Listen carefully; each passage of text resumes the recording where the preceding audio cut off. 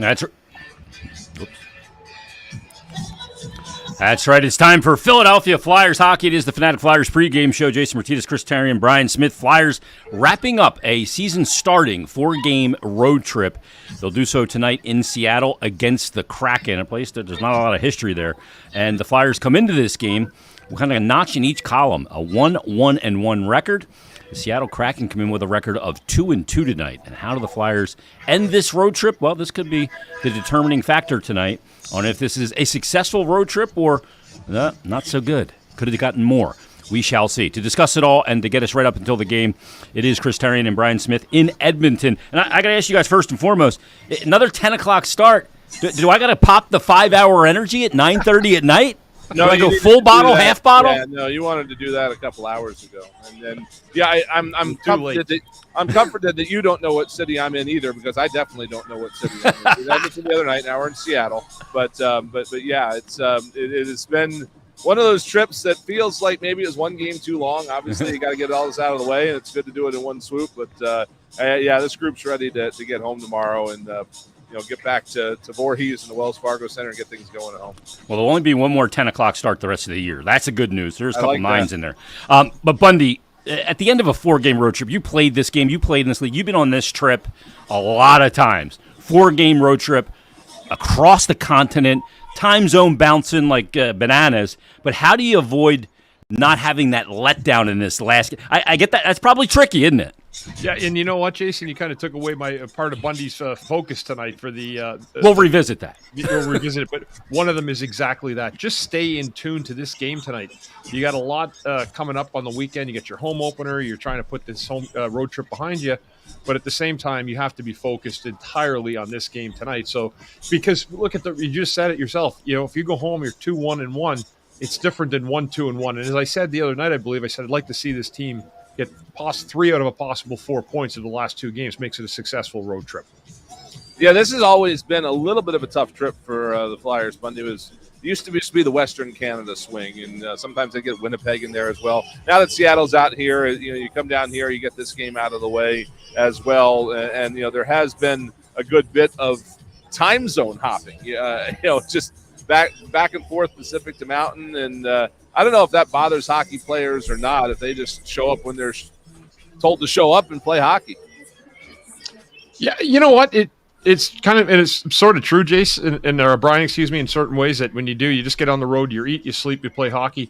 As we talked about the other night, the opening night road trip is kind of good for them because they can get out on the road and get to know each other a little bit more. But certainly a trip like this is one, this will be the most difficult game of the trip because it's the last one before you return home, for a big special night on Saturday. And again, it's Seattle. It's not like a sexy Edmonton type of game like the other night where you got McDavid to deal with. I don't want to say Seattle's not a Stanley Cup contender type of team. They don't have a ton of star power, but they're playing well right now as a group, and the Flyers are going to have to be ready for it from a very mental game the other night that took a toll on them emotionally, certainly towards the end of that game against Edmonton. Bundy, when you're getting the rigors of these travels, to play in the NHL, you are a world-class athlete. And you have to be as sharp as you can be, both mentally, emotionally, physically. What does it feel like when you because no matter how hard you try to adjust to their time, you got an East Coast body. And you're playing games at 10 o'clock at night. That's just the fact of the matter by your biological clock. What does the body feel like? What does the mental thing feel like of playing all these really late night games and it's not beer league? Yeah, well, the good thing is they've been out there for a bit now, so it's probably their bodies are completely in tune now with Seattle. I always say it takes for every hour that you go, it takes like 1 day to recover per hour that you've left. So they've been out there enough now where the time won't bother them tonight. But the first 2 games, certainly, when you're going back-to-back and you're swinging back to Calgary an hour, and then you get 2 days off at Edmonton, which is good. So there's been a little bit of rest on this trip. And the travel itself, Jason, on that little 4-game swing right there, the flights are not too bad. You're in the air for an hour from Vancouver to Calgary.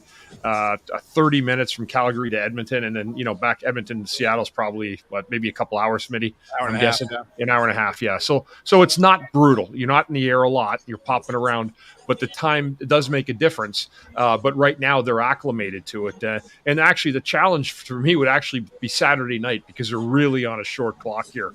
You're on the West Coast tonight, then you're going back to our time zone, the Eastern time zone, for a game that will be finished 40 hours from right now. That game will be over. So that's what the Flyers are up against right now.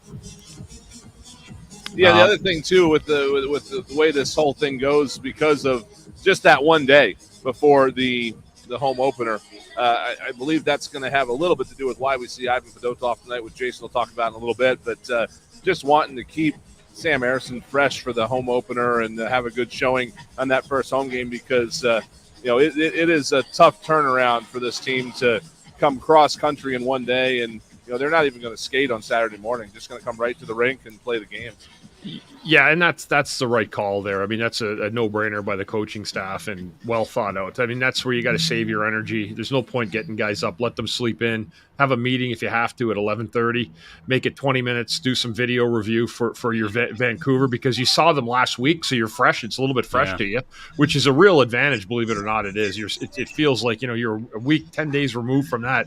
And you're a little bit set. So actually it's 8 days if I'm not mistaken. So that's not too bad where you get to see another team from the Western Conference. So you get a little bit of familiarity built in.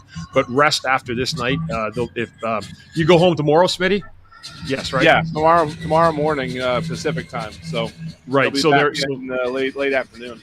Yeah, so your day's gone, and it's get a meal in you, get to bed, get some rest through the morning, and an afternoon nap, and boom, get ready for the home opener Saturday. Not a lot of time. It'll go by in a snap of a finger. Yeah, make sure you check the mailbox, empty that out real quick, and get everything kind of organized at the home, especially for those single guys. Bundy, the other night, where are we with Sean Couturier, real simply? Because he played under 10 minutes in that game. Yeah. He had the least amount of time, average time on ice in that one, of any Flyer player, and pretty significantly so. Where are we with Sean Couturier? I know he's coming off the core surgery, and for a guy north of 30, there's the breaking down of scar tissue, which is no joy. But where are they with him right now, and where does he need to get to?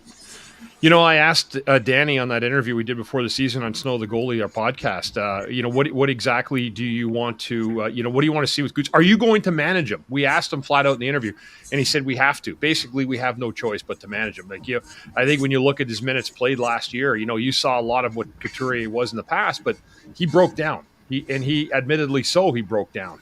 Not to his fault at all. It's just that's the way the body goes when you've been through what his body's been through physically over the course of the last 3 years. So again, I can't explain 9 minutes. When you start getting into 3 minutes of period type territory for a guy like that, I can't tell you how low an amount of moments and minutes that is in a game. Where we talked about the matchup, remember? And I said that about that matchup, and it was interesting. I don't know if you guys. I think he got a little bit of both. It was Luchenko and Couturier early, but there was no direct. It didn't seem to matter to Knobloch who the matchup was. But I'm just telling you, that's an extraordinary low amount of minutes for a guy like Couturier to play. Yeah, there was a little talk about that this morning at the morning skate. Somebody asked Torts more or less directly about Sean Couturier, and he did chalk it up a little bit to.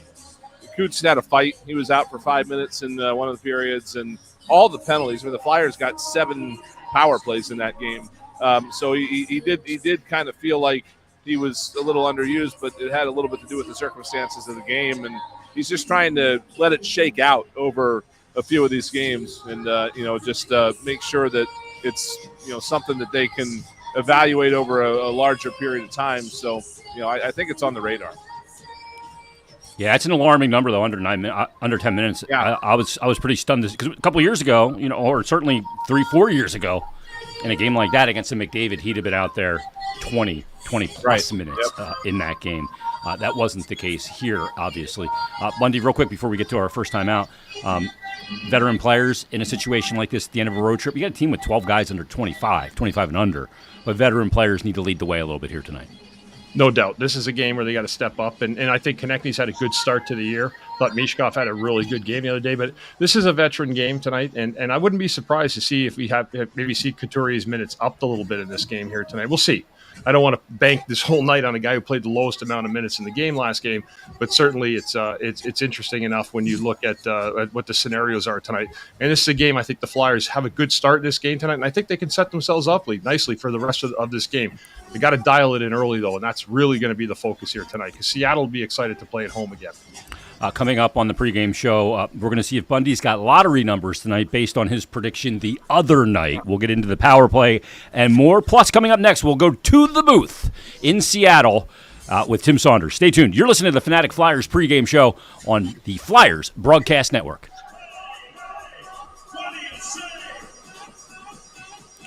I'm not sure.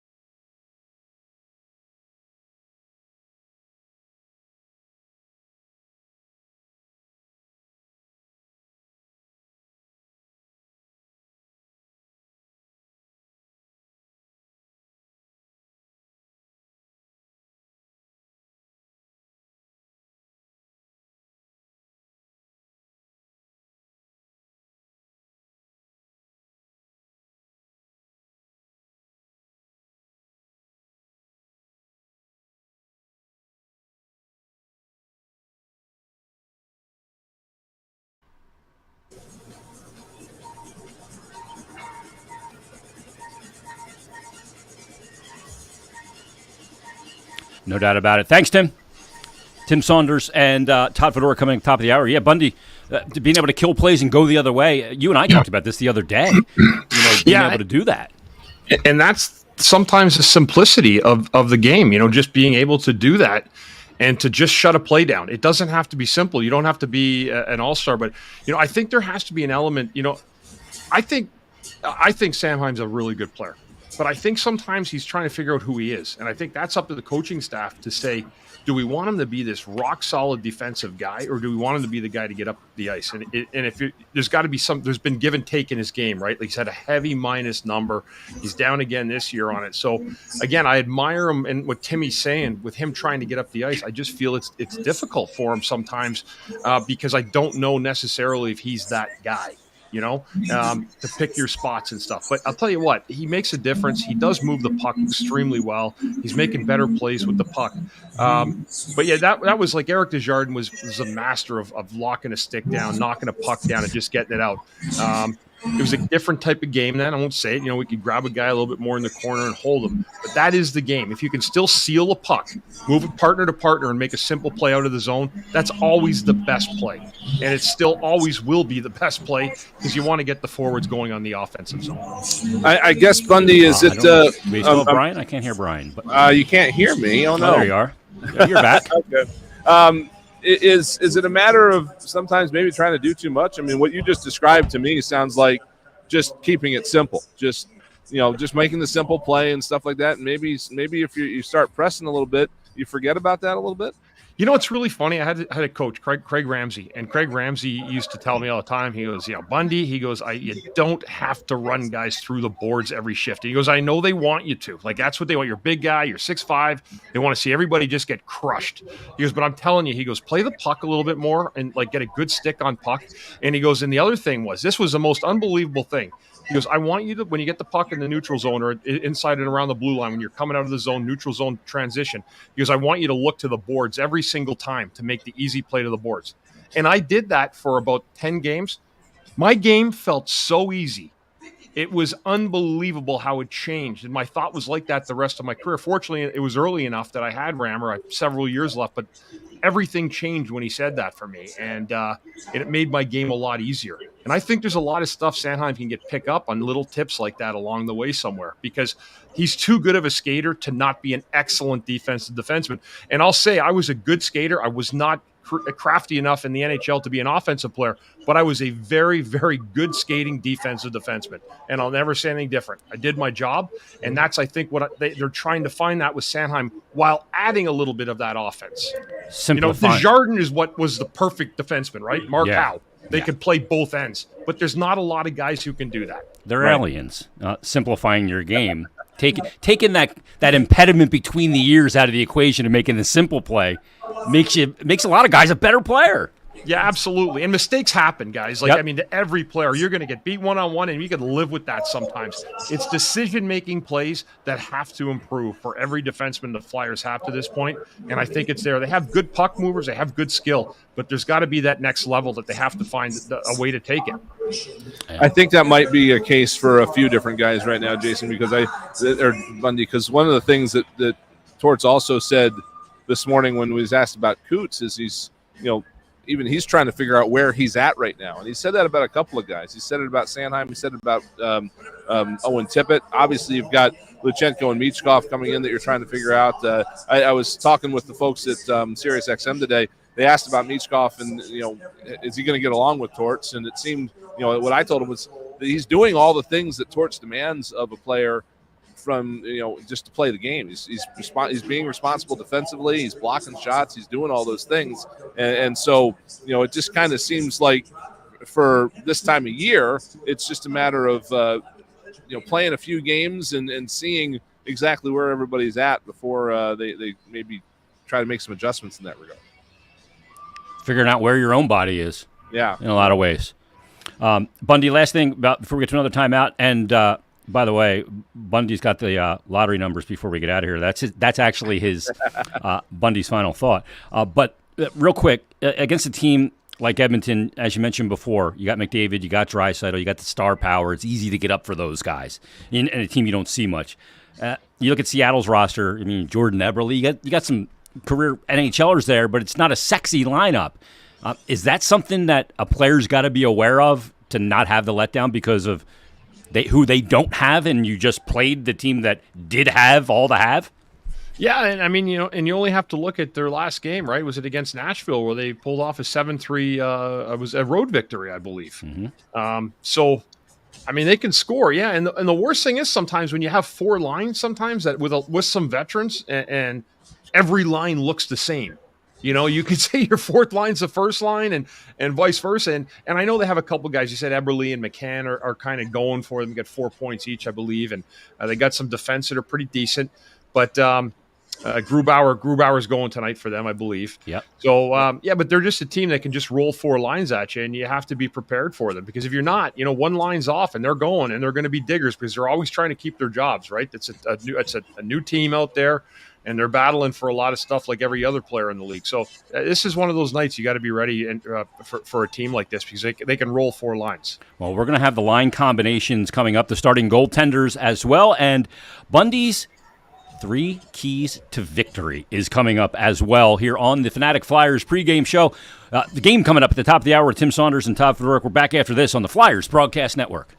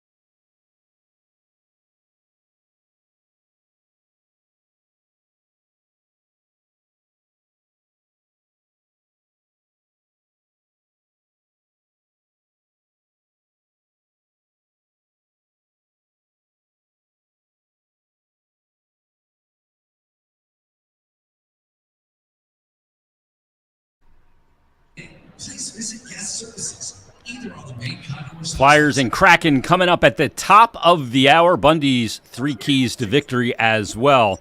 After the other night when he said Matvei Michkov was going to have a big night on the power play against Connor McDavid and the Oilers, what did Michkov go out and do in the first period? How about 2 power play goals, Bundy? Nostradamus over here. We're doing the show with Smitty. That was unbelievable. I just had a feeling the focus would be too much on Edmonton in that game, on just themselves, and they wouldn't be totally keyed in on the newcomer that maybe they know a little bit about. They sure do now, but some power play wizardry right there. And, that's to dig out that first goal was pretty cool, but it was a good start. Great for him, and happy to see him get his first 2 goals. All right, here's the line. Can tell you, go ahead. Just the atmosphere in the building real quick is that, they score those 2 power play goals, and they have one called back, which was their 4th recalled goal of the year. Like, we're thinking we're going to have to take these pins off to walk back to the hotel because we're going to be walking through a riot at the end of the night. So we did our part, I guess, in keeping the peace in Edmonton. Obviously, they wanted the other point. But, everybody was walking on edge there in that building for a bit. Oh, no, they had more disallowed goals than they had goals at one point as well. Let's get to the Flyers line combinations. The top line tonight is Morgan Frost centering Owen Tippett and Matvei Michkov. We've been there, done that. I'd like to see that line contribute 5-on-5, though, Bundy. For the Flyers, 5-on-5's got to be better. It has to be better. That's I'm going to get to that in a minute here with the 3 keys again, Jason. But that's absolutely something they got to key in. Lachenko centering Travis Konechny, and Joel Farabee gets bumped up. Bundy, what do you think about this? Farabee getting rewarded, going to play with some speed in Lachenko, and Konechny, that line could have some bite to it. I actually like that, and I think Farabee should feel pretty confident sticking up for his teammates the other night, getting into it with Corey Perry. He's gone to the net. He's made plays. He's got a goal. I don't mind that at all. Yeah, you got to reward a guy when he deserves it. Yep. All right. The Couturier, Forster, and Brink line, and then Ryan Poehling, Garnet Hathaway, and Scott Lawton will be the Flyers' 4th line. York and Sanheim together. Zamula and Ristolainen, Johnson and Drysdale, and John Tortorella opts to go with Ivan Fedotov tonight against Philip Grubauer. So the countrymen will do battle in this one. But real quick, Farabee, Forster, and Couturier all have fights here in the regular season. They can't go through the season with those guys being their fighters. No, because eventually what will happen is you'll break your hand. You're going to be off the ice. I mean, something's going to happen. You're going to get hurt eventually, and you don't want to do that. But, I mean, it's a good way to start. I mean, if you're going to do it, it's a good way to bring camaraderie to the team. It always builds good stuff and good energy amongst your guys, but you don't want to have that happen. And I believe this is the 5th straight game, right? No Nick Delorier. But again, if there's no presence on the other team, it's hard to fit guys in now. That could be that one difference for a guy. So I'm sure we're going to see him in pretty soon towards Lakesome. But you don't want to see your guys, your center icemen and your guys that are up front in the top two fighting too often. Yeah, that's not a great recipe with those guys dropping the mitts. The guy breaks a knuckle, breaks a finger. Of course. It could be out a while. You just don't need that. All right, let's get to it, because the other night you dazzled the audience with your Bundy's 3 keys to victory. It was pretty insane. So let's get to key number 1, Big Al. What's key number 1 to victory tonight? Yeah, it's a simple one, guys. Do not overlook the last game of the homestand. Be prepared for what is going to come at you. Do not focus on Saturday. Focus on Thursday night. Work at the 2 points. If you win tonight, it's a successful road trip. If you don't, it's not the end of the world, but it sure doesn't feel good going home on that plane tomorrow and waiting for your home opener Saturday. Number 2, clean up the even strength play. Far too many even strength goals scored against, and it was an area of strength last year at the beginning of the year. They need to clean that up. 9-3 they're against right now on even strength goals. That's a sore spot. There's no doubt about that. -6 in even strength goal. Wow, I didn't know that. Yeah, on the year, and that's an area definitely of concern. They're going to have to take a peek at and get better at it. And the third one, again, guys, is when I look at it, we're talking about a team like Seattle. They're probably a little bit offensively deprived, if you will. So don't give them any free passes. Don't take any bad penalties. If you're going to take a penalty, make it a hard one. Engage the other guys. So maybe they take 2 guys in the box, but nothing soft. No reach for penalties. Do not give Seattle a free pass. That's number 3. Excellent. I like that. Bundy, is that something they talk about in the room before this game or in the meeting about finishing the road trip? Absolutely. No question about it. Yeah, and especially now, I think, and you could play these little mini segments. If you look at this game, it's a 4-game segment, right? How do you fare in the 4 games? You're on the road for 4. It's an easy gauge point. If you come out of it 2-1-1, it's a success. If you come out of it 1-2-1, it leaves a sour taste in your mouth. Right. And we were looking at the schedule yesterday and just kind of looking at some things coming up. And we've got the game on Saturday, which is obviously the home opener. It's going to come after a full day of travel, and then the Flyers after that have 2 sets of back-to-backs. It's just a weird October in terms of trying to get your wheels under you. So they need all the momentum they can get going into that game on Saturday, and I think that makes this game even a little bit more important. There's no doubt about it, Smitty. This is a really important game tonight. It's not like before you have to feel your way into the year. Every game's so important, because the standings are so tight at the end of the year, and they're going to be tight now earlier in the year because every game becomes more like an NFL game. It really does. Yeah. There's 17 of them now, but the NHL, with the way the schedule is and the way the standings are, you got to be dialed in almost every single night now because the standings, it's just so close at the end. It could come down to 1 point. Bundy, what does it do for you? You didn't pile up a lot of points in the NHL. You weren't a goal-scoring defenseman. But what does it do for a guy to kind of get off the schneid? Like Michkov has 2 the other night on the power play. Owen Tippett's still looking for that first. We saw Forster get a goal early in game 1, and he really went a long time last year before getting his first goal. What does it do for a guy to just get one and get that out of the way and free the mind?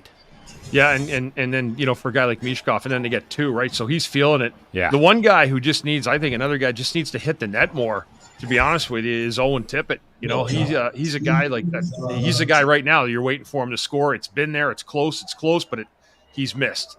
And so he'd be a guy trying to get off the schneid tonight, too. And I know it'd probably be a good feeling. I'm looking for Owen Tippett tonight to actually be the guy. Oh, here we go. There we go. I'm calling a big night for Owen Tippett tonight, guys. I think he breaks through. And I don't know if anybody likes to do any wagering, but if they have any of those little numbers, you may want to toss a little. We're not allowed. I know that. But yeah, you always toss Bundy a little bonus of that winnings too. That was a topic of conversation a little day today, and Torch said that that Owen Tippett is aware that he misses the net a lot. They've told him that a lot. And, fabulously. Just wants him to relax and keep doing what he's doing, but obviously hit the net more. Yeah, it's funny he said that. Yeah, but it's true. It's noticeable. He's just a guy I feel like is ready to break through, and it's just it's kind of almost there. and it'll come, I think. Yeah, you can see it when it's like when you got a word on the tip of your tongue, but you can't get it out, right? Yeah, right. He had an unbelievable dangle going up the right side through the blue line and ended up hitting the post the other night. But you got to get it in the net. Post doesn't even count as a shot on goal, for goodness sake. Part of the goalie's equipment, Big Al. All right. Stay tuned. We've got the Flyers and Kraken wrapping up a 4-game road trip in Seattle tonight. Can they get a win? Well, stay tuned and find out. Stay tuned. Tim Saunders, Todd Fedoruk at the top of the hour. They've got the countdown to face-off, followed by all the first period action. And that's coming up right after this. You've been listening to the Fanatic Flyers pregame show on the Flyers Broadcast Network.